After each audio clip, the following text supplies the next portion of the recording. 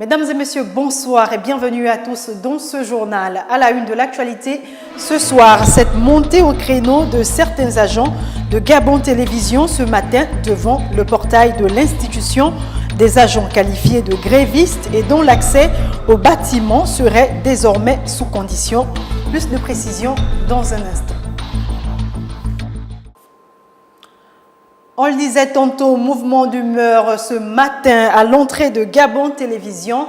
Les agents de cette maison de communication confrontés au barrage des gendarmes ont dû tenir leur assemblée générale au portail de la dite institution. Plus de précision dans ce reportage de Georges Mexantuntum et Marvin Beril.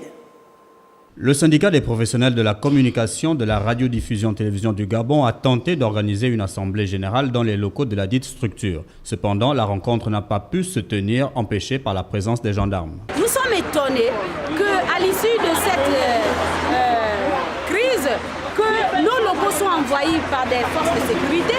Nous ne pouvons plus accéder à notre lieu de travail parce qu'il faut inscrire des noms sur une liste, ce qui n'est pas normal parce que ça s'explique sur le coût de la violation des droits syndicaux.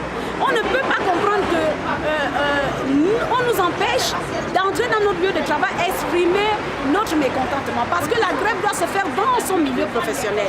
Face à ce blocage, la grève observée depuis plusieurs semaines semble être bien loin du bout du tunnel. Nous disons non, qu'on nous donne notre argent. Tant que cet argent n'est pas payé, nous n'allons pas reprendre le travail sera perturbé. Parce que la grève en elle-même, en définitive, c'est la perturbation ou la cessation du travail. En grève depuis novembre dernier, Aminata Ondo, présidente du SAPAS, a aussi affirmé que son syndicat a porté plainte à la Direction générale des recherches pour la disparition de plus d'1 milliard de francs CFA des recettes publicitaires.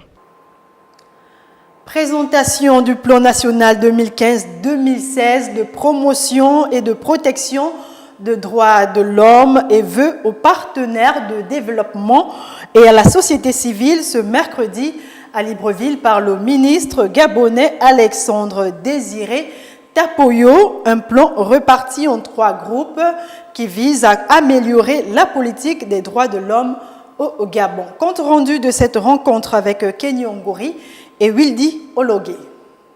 À l'occasion de la nouvelle année, le ministre des Droits humains, de l'égalité des chances et des Gabonais de l'étranger a procédé à la présentation du plan national 2015-2016 de promotion et de protection des droits de l'homme. Distingués invités et chers partenaires, notre ministère a grandement besoin de vous. La source ultime des droits de l'homme ne se situe pas dans une simple volonté des êtres humains, ni dans la réalité de l'État et encore moins dans les pouvoirs publics, mais dans l'homme lui-même et en Dieu son créateur. Un plan découpé en 3 points qui va, entre autres, encourager le fonctionnement de la société civile, en particulier les ONG de protection des droits de l'homme, s'efforcer à améliorer les conditions pénitentiaires et de garde à vue et prendre les mesures nécessaires pour incorporer les droits de l'homme dans les curricula des écoles primaires, secondaires, professionnelles et universités. Permettez-moi de vous présenter le plan national de promotion et de protection des droits de l'homme pour la période 2015-2016. Premier groupe, les actions liées aux instruments et à la coopération avec les mécanismes internationaux des droits de l'homme. Le deuxième groupe, les actions liées aux politiques, aux stratégies et aux initiatives nationales. Enfin, le troisième groupe, les mesures législatives, politiques et stratégies sectorielles. Cette déclaration était l'occasion pour le ministre en charge des droits humains de présenter un plan qui va contribuer au respect des droits de l'homme au Gabon, même si celui-ci est considéré comme un gadget à dessein ludique ou une vitrine à but clientéliste pour certains. Les droits de l'homme sont une obligation morale, légale et politique qui s'impose à tous, a renchéri Alexandre Désiré Tapoyo. Inculquer aux jeunes l'esprit d'entrepreneuriat et l'essence même du programme inter-établissement graines de manager lancé par la Caisse de dépôt et consignation. Ce programme permet de mettre en compétition les établissements sur des projets porteurs. Plus de précisions avec Arsène Rebouka et Marvin Beril. Après le Grand Prix de l'Excellence qui a sorti du lot les entrepreneurs gabonais en herbe, c'est au tour du concours annuel inter-établissement dénommé Graines de Manager ayant pour but la promotion de l'entrepreneuriat. Une initiative louable lancée par la Caisse de dépôt et consignation. Cette initiative est mise en œuvre sous la forme d'un concours annuel inter-établissement. Et donc au sein de ce concours, 16 équipes d'établissements d'enseignement supérieur sélectionnés sont en compétition donc pour savoir lequel des projets développés seront les meilleurs. Booster l'entrepreneuriat chez les jeunes et leur donner envie d'oser, créer et inventer est bien là tout le champ de bataille de cette business compétition. Ce que nous voulons à travers Graines de Manager, c'est donner aux étudiants l'envie d'entreprendre. Donc, on sait que ce n'est pas dans notre culture. Nous voulons que ça fasse que l'entrepreneuriat soit une nouvelle culture qui s'illustre en chacun de nous et que chacun ait envie, comme on disait, d'imaginer, parce que le slogan c'est imaginer, oser créer. Donc les étudiants aient l'envie d'imaginer, qu'ils aient le courage, donc qu'ils osent et enfin qu'ils créent leurs entreprises.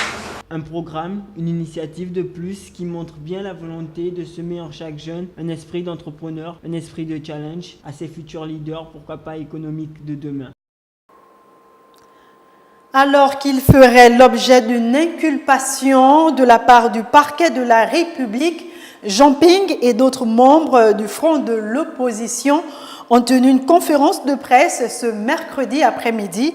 À l'ordre du jour, les questions du fonctionnement actuel de l'appareil judiciaire gabonaise qu'ils estiment être au service du pouvoir et l'invitation au dialogue lancé par le chef de l'État gabonais Ali Bongo Ondimba. L'économie de cette rencontre avec Patrick Charfery. Les membres du Front de l'opposition ont convoqué la presse cette fin de matinée au siège de l'ex-Union nationale. Par l'entremise de son porte-parole, Jean de Dieu Moukani Ouangou, ce groupement politique a tenu à faire la lumière sur l'événement judiciaire auquel fait l'objet l'un de leurs, en la personne de Jean Ping. Mais d'entrée de jeu, le Front s'est prononcé sur le dialogue convoqué par le chef de l'État qui invitait ce jour les partis politiques confondus, majorité-opposition, autour d'un dialogue.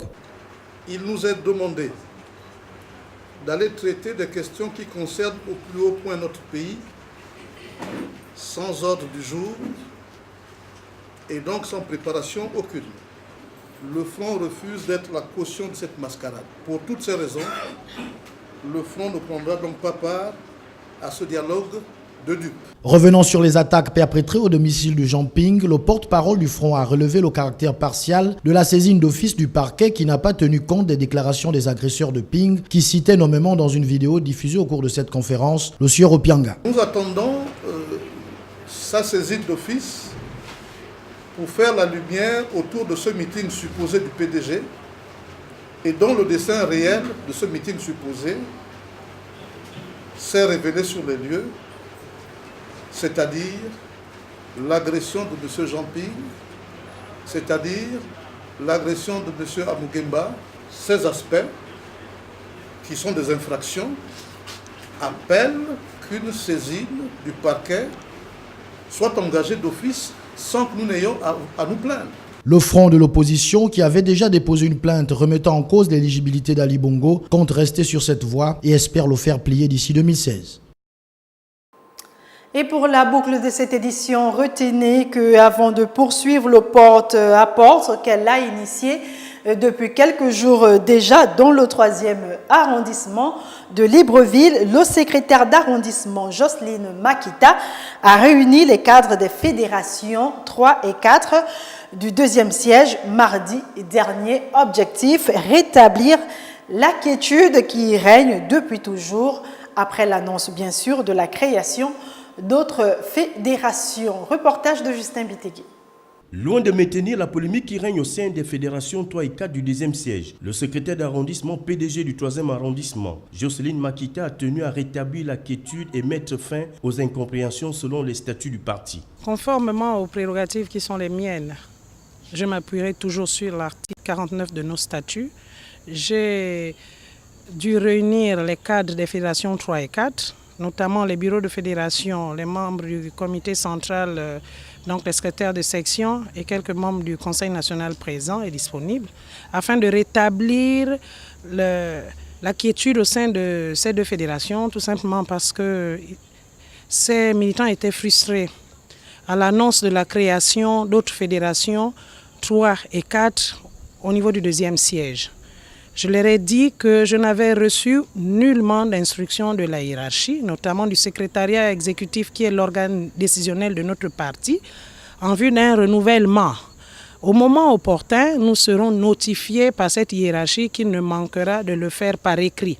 Accompagné du député du premier siège, Vincent de Paul Ngonju, le secrétaire d'arrondissement a poursuivi également sa caravane du porte-à-porte dans les fédérations 2, 3 et 7, toujours en expliquant le bien fondé de consolider la paix et la cohésion au sein du parti. Auprès de ses camarades, nous apportons un message qui est celui du distingué camarade, celui de maintenir la paix, la cohésion, le dialogue et la tolérance au sein de notre formation politique. Malgré tout ce qui s'est dit, les militants du PDG du 3e arrondissement disent être derrière la politique du distingué président Ali Bongo Ondimba.